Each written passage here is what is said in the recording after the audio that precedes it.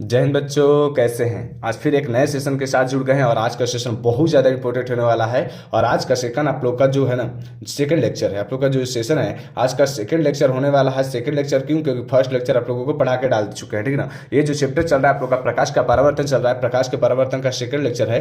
First जो lecture था वो लगभग 10 मिनट का वीडियो था। 10 मिनट के वीडियो में आप लोगों को 7 से लेकर 8 आप लोगों को डिफिनेशन कराए थे। अगर उस सभी डिफिनेशनों को अगर आप याद कर लेते हैं तो वहाँ से 2 मार्क्स आपको मिल जाएगा। 2 मार्क्स आपको मिल जाएगा। और यह भी जो डिफिनेशन मिला, अभी थोड़ा सी टॉपिक चल रहा है ना, चैप्टर मतलब बढ़िया से स्टार्ट होगा, लेकिन उसका बाहरी जो टॉपिक है, जो उसका मेन जान है, उसके बारे में भी आप जान लीजिए। यहाँ से आप लोगों को 2 मार्क्स मिल जाएगा। अगर अच्छे से यहाँ पर भी लगभग 10 ले 12 आप लोगों को डिफिनेशन मिलेगा जो इंपॉर्टेंट रहेगा। अगर यहाँ से अच्छे से याद कर लेते आपको 2 मार्क्स मिल जाएगा, ठीक है ना। तो आप अच्छे से इसको याद कर लीजिएगा, ठीक है। चलिए स्टार्ट किया जाए। पहला आप लोगों का टॉपिक जो वहाँ तक करवा दिए थे, प्रदीप्त और अप्रदीप्त करवा दिए थे ना। उसके बाद आप लोगों का अगला टॉपिक, किताब आप हर अगर देखिएगा हर टॉपिक आप लोगों को करा रहे हैं, एक भी टॉपिक छोड़ नहीं रहे ना, ठीक है ना। तो आप लोग जैसे हम मेहनत करके पढ़ा रहे हैं वैसे आप लोग भी मेहनत करके पढ़िए, ठीक है। चलिए स्टार्ट करते हैं। क्या कह रहा है पहला टॉपिक क्या रहा है, प्रकीर्णन से आप क्या समझते हैं इसके बारे में जानते हैं, ठीक ना। प्रकीर्णन क्या है? तो देखिए, सूर्य से आने वाली प्रकाश के किरणें, सूर्य से मतलब हमारा जो ये सूर्य है, सूर्य से आने वाली प्रकाश के, देखिए हम समझा रहे, सूर्य से आने वाली प्रकाश किरणें जब हमारे वायुमंडल से गुजरती है, जब हमारे वायुमंडल से गुजरती है तो हमारे वायुमंडल में उपस्थित छोटे छोटे धूलकण से टकरा जाती है और तब वो बिखर जाती है। प्रकाश की इस घटना को प्रकीर्णन कहते हैं। प्रकीर्णन के कारण ही हमें आकाश नीला दिखाई देता है। देखिए क्वेश्चन किससे पूछेगा, कहेगा कि प्रकीर्णन से आप क्या समझते हैं। तो आंसर देना है कि सूर्य से जब आने वाली प्रकाश की किरणें है, जब हमारे वायुमंडल से गुजरती है, मान लीजिए हमारा पृथ्वी है, ठीक है ना। तो यहाँ से यहाँ तक इसको आने में जो हमारे मतलब बीच में रास्ता तय करेगी ना, दूरी तय करेगी, तो इसमें जो हमारा वायुमंडल है, वायुमंडल में आप लोगों को जल का कण, धूल कण, मतलब बहुत सारी चीजें मतलब उड़ती रहती है। तो जब उससे प्रकाश टकराएगी तो टकराने के बाद वो क्या होती है, बिखर जाती है, मतलब फूट जाती है, मतलब बिखर जाती है। तो ये बिखरने की जो घटना है ना, उसी को प्रकीर्णन कहते हैं। और हमारा जो ये आकाश है, हमारा आकाश क्यों नीला दिखाई देता है? क्योंकि प्रकाश के प्रकीर्णन ही होता है। मतलब हमारे जो वायुमंडल में सबसे ज्यादा नीले कलर की प्रकीर्णन हो जाती है, जिसकी वजह से हमें क्या करा, मतलब हमें दिखाई देता है, आकाश नीला दिखाई देता है। समझ में आया? ये टॉपिक समझ में आया कि नहीं? प्रकीर्णन। देखिए जैसे आप लोगों को नोट्स बनाए ना, वैसे आप लोगों को भी नोट्स बनाना है। ऐसे अगर आप नोट्स बनाते हैं, बच्चे लोगों को बड़ा दिक्कत होता है नोट्स बनाने में, इसलिए आप लोगों को नोट्स मतलब नोट्स पे पढ़ा रहे हैं, ठीक है ना। अगर आपको नोट्स चाहिए, इसका अलग से आपको पीडीएफ चाहिए तो आपको एक नंबर देते हैं, उस पर सिर्फ हाई करके भेज दीजिएगा, ठीक है ना। 73 72 00 29 90 ये नंबर पे आपका काम रहेगा कि हाई करके सिर्फ भेज देना। ये व्हाट्सअप नंबर है, ठीक है ना, व्हाट्सअप नंबर। आपको ये जैसे पीडीएफ बना के रखे हैं ना, वैसे पीडीएफ दूसरे कॉपी पर भी है, उसको आपको सेंड कर दें। आप पूरा फ्री है, एक भी रुपया नहीं लगेगा, आप लोगों को एकदम फ्री में दे देंगे, ठीक है ना। ये अभी आप लोग का फिजिक्स चल रहा है, फिजिक्स का पहला चैप्टर चल रहा है, प्रकाश का परावर्तन का अगर पीडीएफ चाहिए तो आप इस नंबर पर हाई करके भेज दीजिएगा, आपको डाल देंगे, ठीक है ना। आप जब प्रकाश का अपवर्तन देखिएगा उस समय भी आपको हम, अगर आप उस वीडियो को देखिएगा तो उसके बाद भी आप लोगों को उसका भी पीडीएफ दे देंगे, ठीक है ना। पहले आप लोगों को प्रकाश के परावर्तन का आप लोग पीडीएफ ले लीजिए। अगर आपका मन है तो आप उतार भी सकते हैं, जैसे हम बनाए वैसे आप लिख सकते हैं कॉपी पे, नहीं तो ठीक है, अपना मेरा कॉपी वाला जो नोट्स रहेगा आप ले लीजिएगा और उसके बाद अपने से मतलब जीरोक्स करवा लीजिए और रख लीजिएगा, ठीक है ना। चलिए देखते हैं अगला टॉपिक क्या कर रहा है। अगला टॉपिक है किरण जिसको इंग्लिश में बोलते हैं रे, ठीक है ना। किरण जिसको इंग्लिश में बोलते हैं रे। तो रे मतलब किरण क्या है? तो प्रकाश के सरल इकाई को किरण कहते हैं। क्वेश्चन बहुत बार पूछा हुआ है, ये वीवीआई क्वेश्चन है और प्रकीर्णन भी वीवीआई है, मतलब बहुत बार पूछा हुआ क्वेश्चन है, वीवीआई है। और ये भी किरण भी बहुत बार पूछता है, प्रकाश के किरण से आप क्या समझते हैं, या किरण से आप क्या समझते हैं। तो आंसर यही देना है कि प्रकाश की सरल इकाई को किरण कहते हैं, प्रकाश की सरल इकाई को किरण कहते हैं। इसे सीधी तीर से सूचित किया जाता है। सीधी तीर, कहीं भी अगर आपको प्रकाश की किरण दर्शाना है तो इसे आपको लाइन बनाना पड़ेगा, ठीक है ना। सीधी तीर बनाना पड़ेगा, बताना पड़ेगा कि मतलब प्रकाश इधर जा रही है, इधर जा रही है। अगर इधर जाएगी तो आपको इधर से बनाना है, अगर इधर जाएगी तो इधर से बनाना है, ठीक है ना। आपको मतलब सीधी रेखा से दर्शाना है, ठीक है। किरण समझ में आया? आपको याद कर लीजिए कि प्रकाश की सरल इकाई को किरण कहते हैं, प्रकाश की सरल इकाई को किरण। ऐसे हमको सब याद है, ठीक है ना, हमको अच्छे से सब याद है। चलिए अगला देखते हैं, अगला स्लाइड पे क्या कह रहा है। अगला आप लोगों का देखिए कह रहा है किरण पुंज। अगला टॉपिक आपको नहीं विश्वास है तो आप अपना किताब निकाल करके देखिएगा, अगला टॉपिक यही है। और हर एक टॉपिक मतलब बारीकी से हर एक टॉपिक को करा रहे हैं, तो आप लोग अच्छे से कर लीजिए, ठीक है ना, आप लोग अच्छे से कर लीजिए। कह रहे कि किरण पुंज, कह रहे कि प्रकाश के किरणों के समूह को किरण पुंज कहते हैं। कह रहे प्रकाश के किरणों के समूह को किरण पुंज कहते हैं, ठीक है ना। आपको किरण पुंज का अगर क्वेश्चन पूछेगा किरण पुंज से आप क्या समझते हैं, एंड जिसको इंग्लिश में होता है रे बीम, उसको बोलते हैं कि प्रकाश के किरणों के समूह को किरण पुंज कहते हैं। जैसे मान जाइए ये प्रकाश है, है, ठीक है ना। तो प्रकाश मतलब बहुत ज्यादा प्रकाश जा रही है आपस में, सब जा रही प्रकाश, तो इसको प्रकाश का क्या हो, किरणों का क्या हो गया, ये समूह एक प्रकार का हो गया। तो प्रकाश मतलब किरणों का जो समूह है ना, इसी को क्या बोलते हैं, किरण पुंज कहते हैं, ठीक है ना, किरण पुंज कहते हैं। समझ में आया कि नहीं। अब देखिए किरण पुंज भी 3 तरह की होती है, किरण पुंज मुख्यतः 3 प्रकार की होती है। ये बहुत बार क्वेश्चन पूछा हुआ है, ठीक है ना। ये VVI है कि किरण पुंज कितने प्रकार का होते हैं, तो बोलना है 3 प्रकार के। कौन कौन था, एक अपसारी किरण पुंज, एक अपसारी किरण पुंज, एक अभिसारी किरण पुंज, एक समांतर किरण पुंज। एक अपसारी किरण पुंज, एक अभिसारी किरण पुंज, एक समांतर किरण पुंज, ठीक है ना। हम जैसे पीडीएफ बनाए वैसे आप भी पीडीएफ बनाइए, ठीक है ना। अभी आप लोगों को इसलिए फेसलेस में पढ़ा रहे हैं, ऐसे फेस वाला भी मेरा वीडियो है। आप लोगों का पहला जो हिंदी का दूसरा चैप्टर है 20 के दांत, 20 के दांत आप लोगों को कहानी सुना दी है ना, 20 के दांत आप लोगों को कहानी सुना दिए हैं। अगर जो बच्चा अभी तक नहीं सुने हैं, जो बच्चा अभी तक कहानी नहीं सुने हैं, आप जाइए मेरे चैनल के वीडियो सीरीज में जाके इसको सुन लीजिए, ठीक है ना। बहुत मजेदार तरीका से सुना है। अगर आप अच्छे से कर लेते हैं 20 के दांत, वहां से 5 से 6 नंबर का क्वेश्चन आपको लट जाएगा एग्जाम में। बहुत इंपॉर्टेंट चैप्टर है, वहां से बहुत बार 2 मार्क्स तो वहां के सिर्फ लेखक परिचय एकदम मजेदार तरीका से बताए हैं, आपको याद करने का ट्रिक भी बताए हैं, ठीक है ना। तो आप अच्छे से याद कर सकते हैं। अब देखिए प्रकाश की किरण पुंज 3 तरह का होती है, एक अपसारी किरण पुंज, अभिसारी किरण पुंज, समांतर किरण पुंज। तब देखिए अपसारी किरण पुंज किसे कहते हैं, अभिसारी किरण पुंज किसे कहते हैं, समांतर किरण पुंज किसे कहते हैं, इसको भी पारी देखते हैं। पहले देखते हैं अपसारी किरण पुंज। अपसारी किरण पुंज से आप क्या समझते हैं, क्वेश्चन इससे पूछेगा कि अपसारी किरण पुंज से आप क्या समझते हैं। बोलना है कि वैसा किरण पुंज जिसमें प्रकाश की किरणें एक बिंदु स्रोत से फैलती हुई निकलती है, उसे अपसारी किरण पुंज कहते हैं। जैसे देखिए आप फिगर बना है, जो कह रहे हैं ना परिभाषा, उसके अनुसार अगर फिगर बना देते हैं ना, तो आपको फुल मार्क्स मिलेगा। 2 नंबर में 2 नंबर का क्वेश्चन है, 2 मार्क्स में आपको 2 मार्क्स मिलेगा, ठीक है ना। आपको बीच में मतलब नहीं छोड़ेगा। अगर फिजिक्स में यही होता है कि आप फिगर बना देते हैं, आपको फुल में फुल मार्क्स मिलेगा।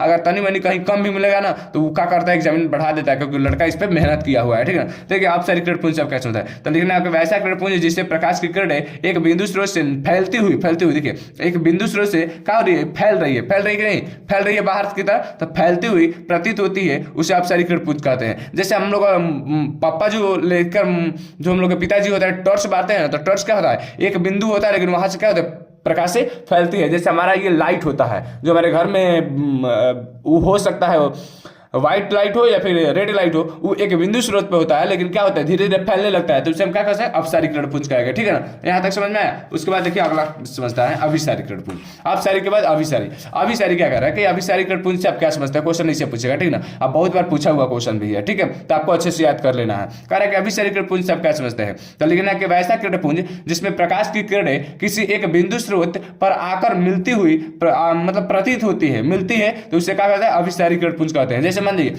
अगर एक बिंदु से प्रकाश की किरणें बहुत मतलब निकलेगी बाहर की तरफ, तो उसको बोलेंगे अपसारी, ठीक है ना। क्या बोलेंगे, अपसारी।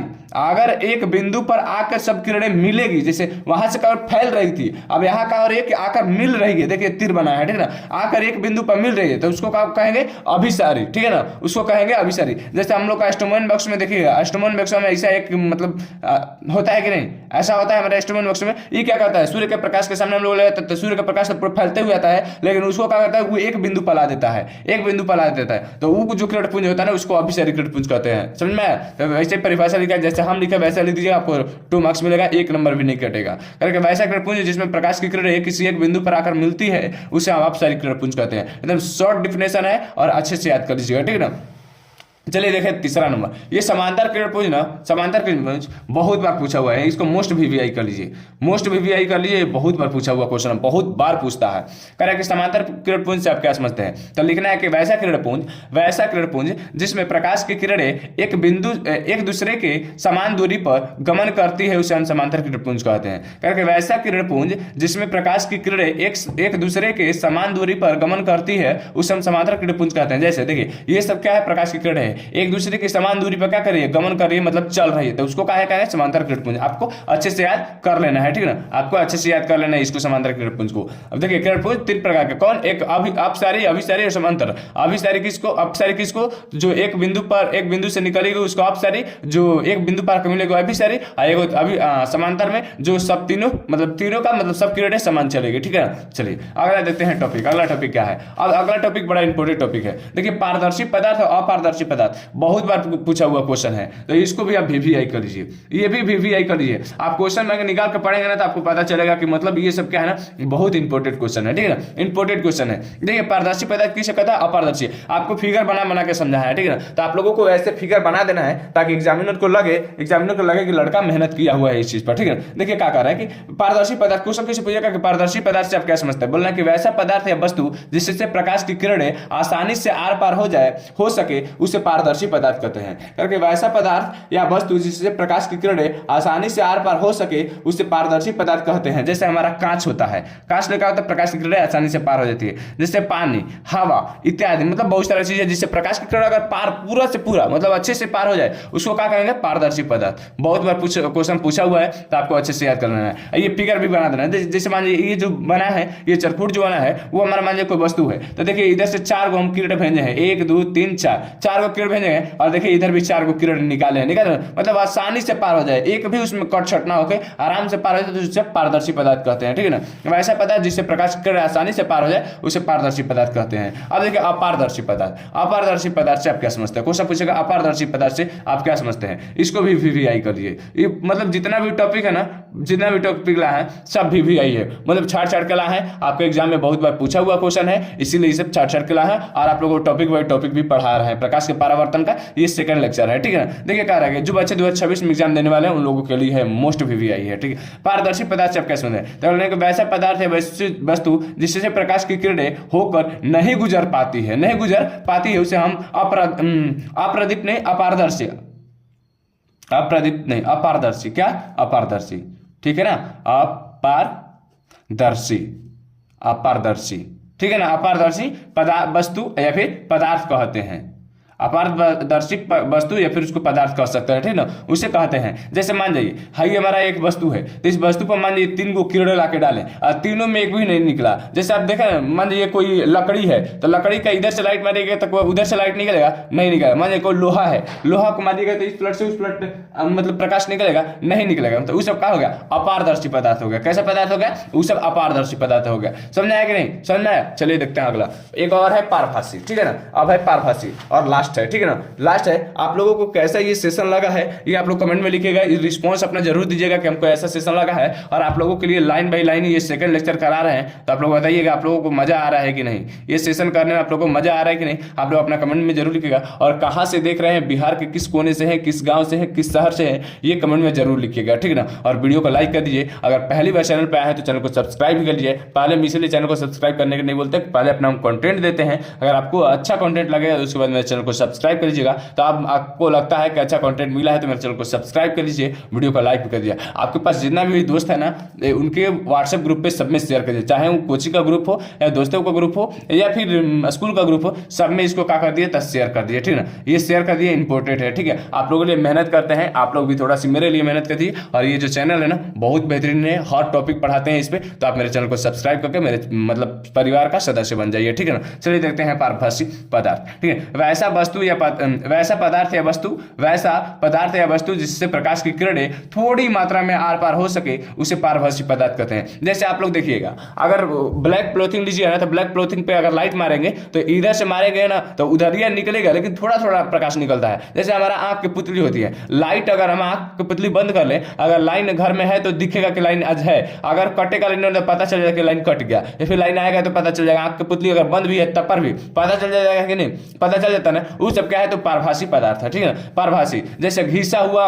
कांच से भी वही होता है। या फिर अगर किसी पेज में अगर आप तेल लगा देते हैं और इधर से लाइट मारिएगा तो कुछ कुछ थोड़ा थोड़ा पार होगा, बाकी सब नहीं पार होगा। तो वही लिखेंगे कि वैसा पदार्थ है वस्तु जिससे प्रकाश की किरणें थोड़ी मात्रा में, कितनी मात्रा में, तो थोड़ी मात्रा में आर पार हो सके उसे हम पारभासी पदार्थ कहते हैं। जैसे मान लीजिए यहाँ पे एक वस्तु ले ली है, इस वस्तु से हम मतलब 4 गो इधर से किरण भेजे हैं, और देखिए इधर से 3 गो निकला है, निकला कि नहीं, इधर से 4 भेजे, इधर से 3, मतलब एक किरण कहीं ना कहीं लुप्त हो गया। अब वो कहाँ लुप्त हुआ, आप लोगों को 12th में मिलेगा पढ़ने को, ठीक है। आप लोगों को जब 12th में जाएंगे आप लोगों को ये मिलेगा कैसे मतलब लुप्त हो जाती है और कहाँ चली जाती है, वो मिलेगा आप लोगों को। लेकिन अभी यहाँ समझिए कि यहाँ से 4 डाले, यहाँ से 3 निकलेंगे, मतलब पारभासी पदार्थ है, मतलब थोड़ा थोड़ा मात्रा में आर पार हो रहा है, ठीक है ना। अगर आप लोगों को ये सेशन अच्छा लगा तो काम करिए, सब्सक्राइब कर दीजिए चैनल को, और इसके वीडियो को लाइक तो जरूर ही कर दीजिए, क्योंकि आप लोगों के लिए मेहनत करता है। तो आप लोग भी थोड़ा सी मेरे लिए कर दीजिए, और आपके पास जितना भी व्हाट्सएप ग्रुप है सब में शेयर कर दीजिए। जितना ही शेयर करेंगे और शेयर करके जरूर लिख दीजिएगा कि सर हम इतने लोगों के पास शेयर कर दिए, ठीक है ना। और आपको ये PDF चाहिए तो आपको एक फिर से नंबर दे देते हैं 73